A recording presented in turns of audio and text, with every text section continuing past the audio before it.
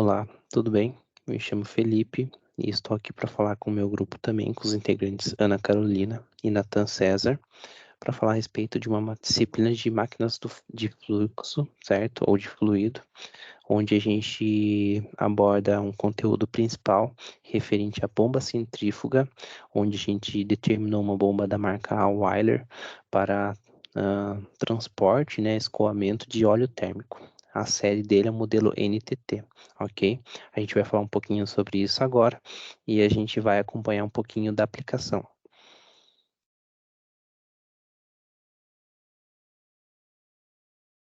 Bom, depois a Ana pode complementar se quiser, mas enfim, aqui a gente tem uma foto de um sistema de prensa, tá?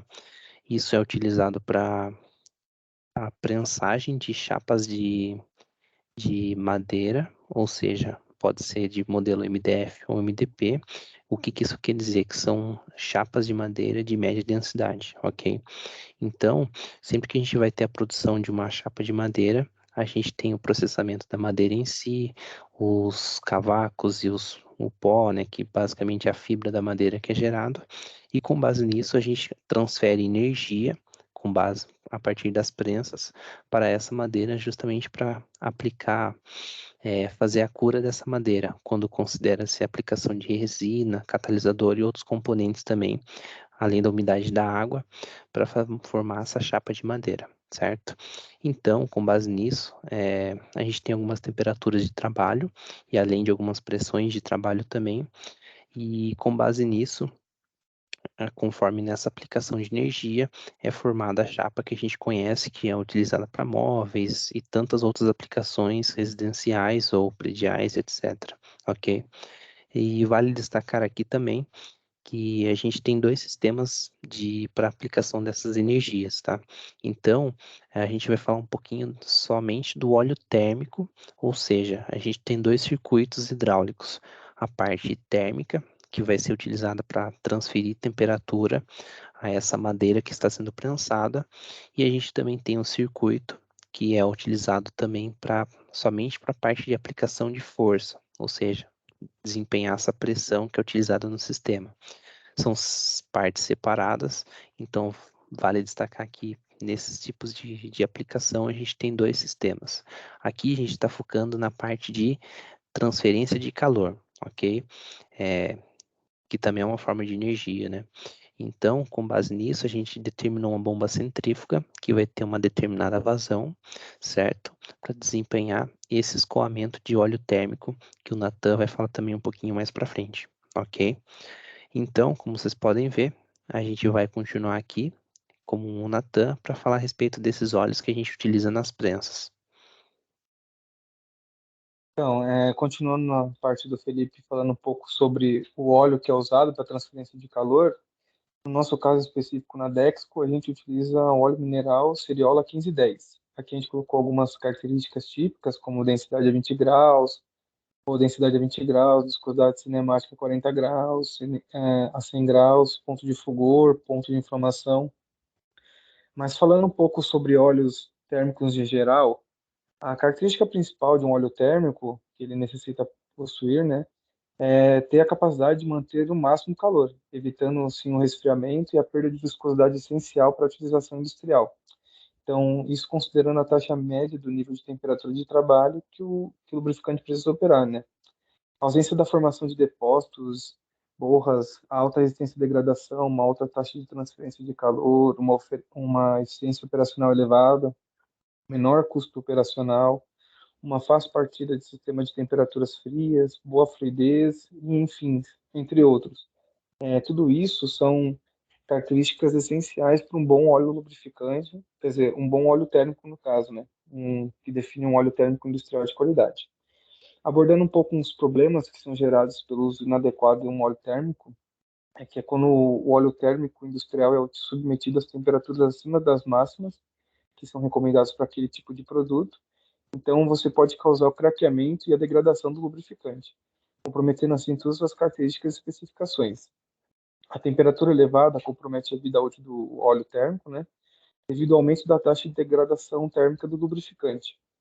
A temperatura elevada a que o óleo térmico industrial submetido por longos períodos de uso também pode ocasionar a formação de borras e depósitos que poderão se fixar nas tubulações, interferindo na taxa de transferência de calor e na circulação de óleo térmico.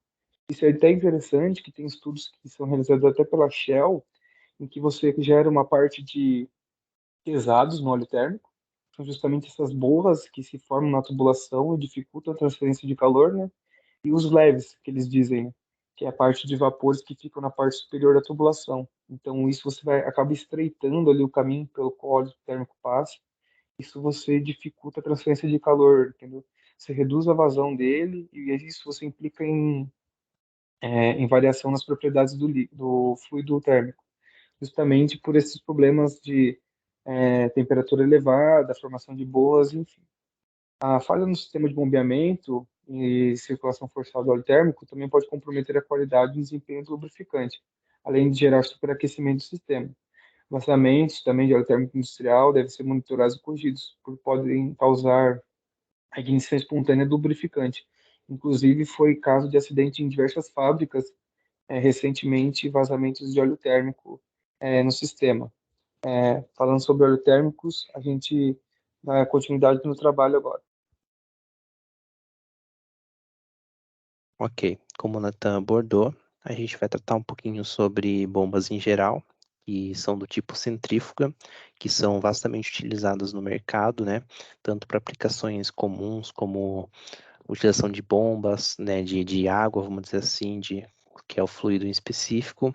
E a Ana, se quiser complementar também, a gente vai tratar um pouquinho do geral e depois tratar para a parte específica de óleo térmico, que é o que a gente vai realmente precisar, né, para ter um certo desempenho. E, bom, a Ana vai falar um pouquinho agora sobre isso também. Continuando o que o Felipe e o Nathan comentaram, a bomba centrífuga, primeiramente, ela vai ser composta pelo rotor e pela carcaça. Além disso, também existem as paletas guias, o eixo e a vedação dela, né? Então, como que ela funciona? O rotor, ou impelidor, como é conhecido também, ele é formado pelas paletas e lâminas guias, e estes, eles vão estar em contato com o líquido constantemente, que é por onde esse fluido vai escoar, né? No caso, o nosso óleo. Então, quando esse rotor, ele gira, ele vai estar convertendo a energia que vem do motor em cinética e faz com que isso gere a pressão na lateral, alta pressão na lateral, perdão, e baixa pressão no centro. E desse modo faz com que o fluido seja movimentado e saia na direção radial. Então, só resumindo, o rotor então ele vai ter a função de gerar força centrífuga que vai realizar um movimento no fluido. Desse modo, então, a gente consegue ver que a bomba ela vai gerar tanto alta pressão quanto baixa pressão, de modo a garantir que esse movimento seja realizado.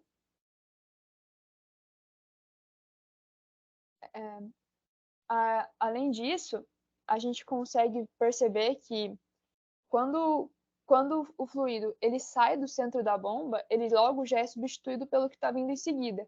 Desse modo, está sempre em constante movimento a bomba. Perfeito. E também continuando então, né, para a nossa aplicação específica, a bomba de modelo centrífugo, como a Ana bem elucidou, a gente vai ter então que, além para outros fluidos menos viscosos, o óleo também, essa bomba tem uma característica especial realmente para ser utilizada com óleos, né? Muitas vezes a gente vê que para operações que envolvem fluidos e de cunho mais viscoso, vamos dizer assim, geralmente as bombas de deslocamento positivo têm uma eficiência maior, certo?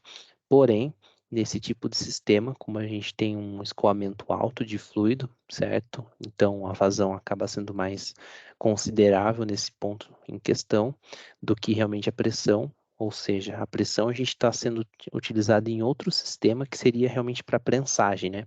Então, como nesse caso é só realmente a movimentação de fluido com uma temperatura mais elevada, né, vamos dizer assim, a gente opta pela bomba centrífuga, que vai ter também um bom desempenho, considerando essas características especiais dessa bomba.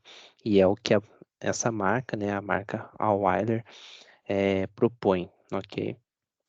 Então, tratando um pouquinho as características técnicas específicas dessa bomba, né, a gente vai ter basicamente a viscosidade mínima de trabalho, onde a gente vai ter 0,2 milímetros quadrados por segundo, que isso basicamente é o cento-stoke, né, unidade de medida.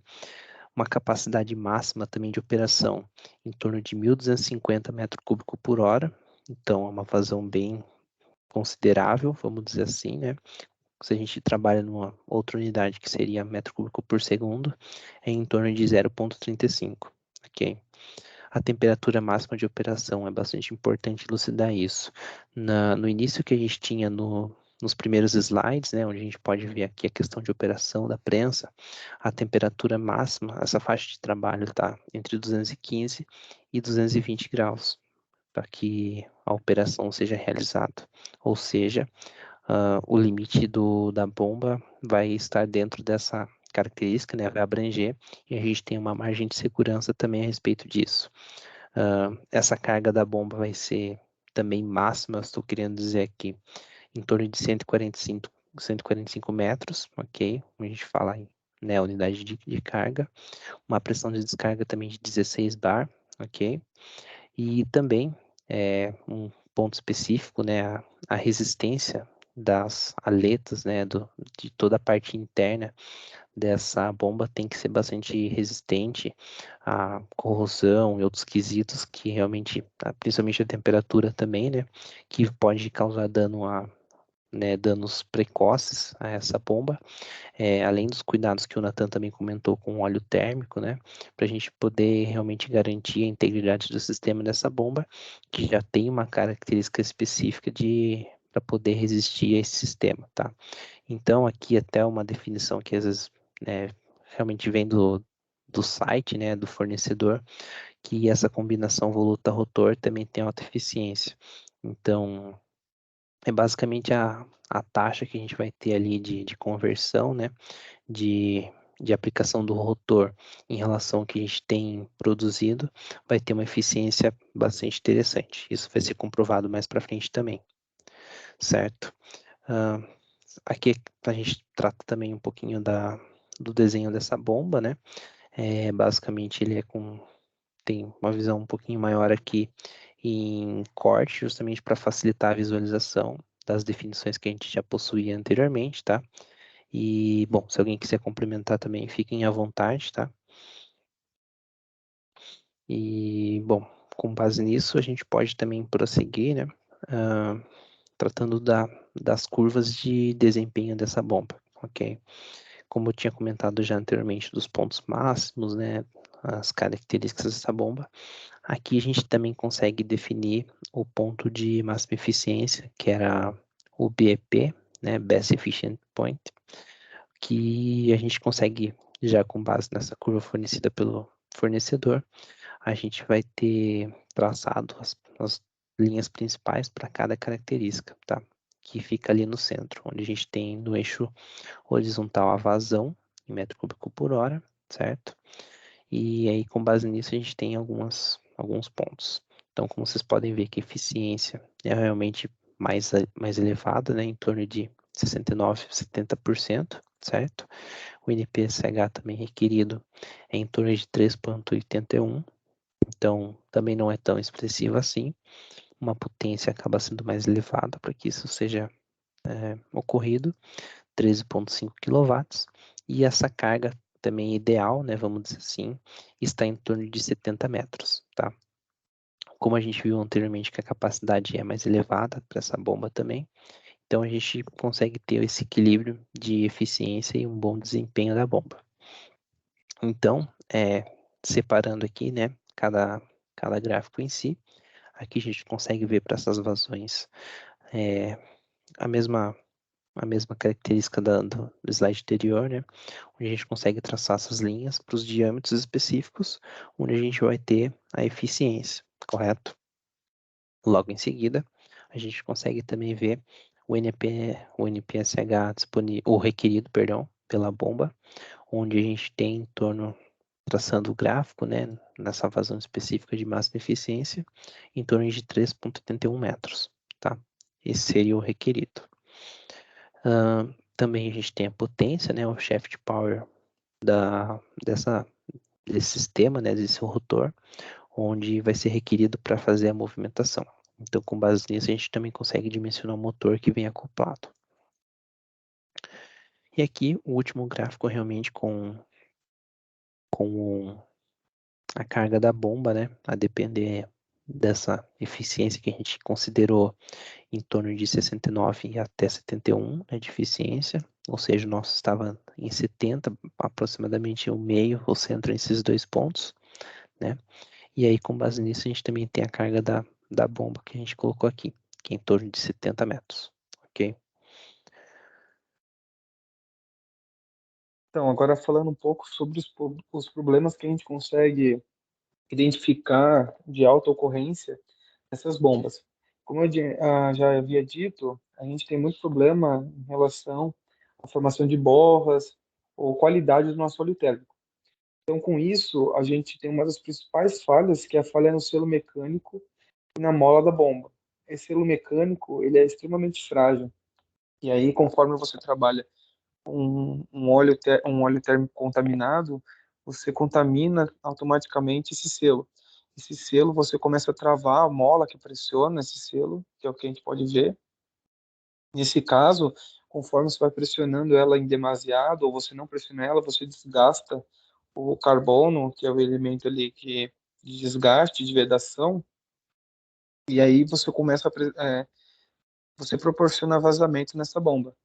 Então, isso é uma das principais falhas que a gente acaba encontrando nas nossas bombas. Outra falha que também é bastante encontrada é a questão de rolamentos. A gente, como o Felipe mostrou no desenho anterior, no desenho técnico dele, é uma estrutura basicamente simples. Nós temos um eixo, basicamente, e dois rolamentos.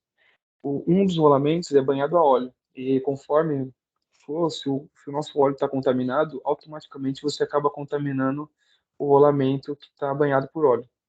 Consequentemente, você apresenta altos índices de vibração, atrito, é, você acaba danificando as esferas do rolamento e outras características que acabam gerando uma falha precoce, outros problemas, né, que acabam gerando uma falha precoce da nossa bomba. Além disso, um dos principais fatores que influenciam no bom desempenho de uma bomba é a correta instalação.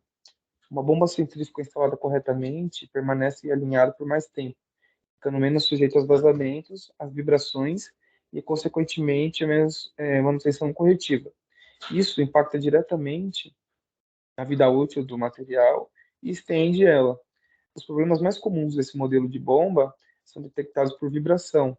E dentro desses problemas de vibração, nós temos o desbalanceamento, desalinhamento, desgastes relacionados à perda de eficiência e qualidade, problema em enrolamentos, como eu já havia dito, um deles é justamente causado pelo óleo contaminado, e vazamentos, folga na rotação, folga de fixação e a cavitação, que é um problema já abordado anteriormente e que também é um problema na nossa bomba de óleo térmico, que a cavitação é a formação de bolhas de vapor dentro de um fluido em circulação. Então, elas que, no momento em que acabam reduzindo a pressão, elas se expandem, danificando, né?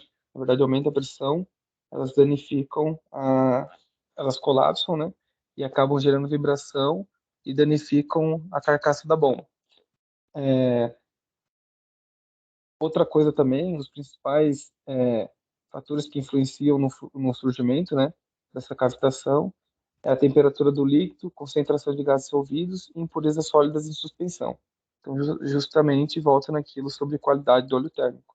Então, a gente tem os leves, que no caso facilitam na concentração de gases solvidos, e a parte dos pesados, que é justamente a impurezas sólidas em suspensão que danificam nossa bomba.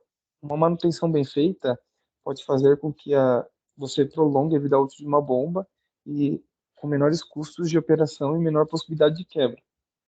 Com isso, a gente já entra no próximo tópico que vai ser abordado pela Ana, Com avanços tecnológicos na área de manutenção, a gente começa a avançar mais para a área preditiva, que aí, né, no caso, somado aos sensores, às plataformas de inteligência artificial, você consegue ter a visão precoce da falha na bomba. Então, seja por desalinhamento, por falha no rolamento e afins. Questão de análise de óleo, de graxa, que é usado no outro rolamento, o lado oposto. Então, a gente consegue justamente melhorar e avançar em relação à manutenção desses equipamentos com a preditiva, que vai ser abordado pela Ana agora. O primeiro ponto a se comentar é a definição do que seria a manutenção preditiva, né? Então, de acordo com a empresa Traction, a manutenção preditiva ela vai tomar como base as condições atuais do equipamento, a maneira que o equipamento está se comportando atualmente, a partir da sua frequência, ou seja, da sua vibração, do seu ruído, da sua temperatura, como o Nathan comentou. E a sua função, então, a preditiva, ela visa reduzir as falhas através desses dados que ela mapeia constantemente. Desse modo, o diagnóstico que a gente encontra, ele vai ter como base, como dito anteriormente, a temperatura, o ruído, a vibração, a condição da graxa, do óleo. Esses fatores, como o Nathan comentou, eles não só melhoram a condição do ativo, como também reduzem o custo de recuperação, diminuem a chance de ocorrerem paradas não corretivas, não programadas, perdão. Mas como que funciona, né, o mapeamento desses dados numa bomba centrífuga? Aqui a gente tem 4 pontos, e esses pontos, cada um deles, eles pegam algum problema diferente. Então, se a gente quer, por exemplo, encontrar se há alguma folga ou problemas de fixação no motor, a gente pode medir como ele tá atuando na carcaça do motor, ou seja, o ponto 1. Quando a gente tem um desbalanceamento, um desalinhamento ou uma folga no eixo de rotação, como o Nathan comentou também, a gente pode medir ali o ponto 2, ou seja, através da carcaça dele. Através próximo ao eixo. Agora, se há um superaquecimento no selo ou um vazamento, a gente consegue medir próximo à bomba. E isso, então, visa evitar problemas, igual o Nathan comentou, quando há o travamento do selo mecânico. A preditiva, então, ela visa, dessa maneira, evitar que a falha ocorra, pegando ela antes de que se a gente for ver uma curva PS, por exemplo, a gente pega a falha antes de ela chegar na falha funcional, né? Ou seja, antes de falhar o equipamento por total e a gente ter que corrigir de maneira ativa. Perfeito. Então, ficamos aqui, agradecemos o momento e até uma próxima, pessoal. É isso. Obrigado.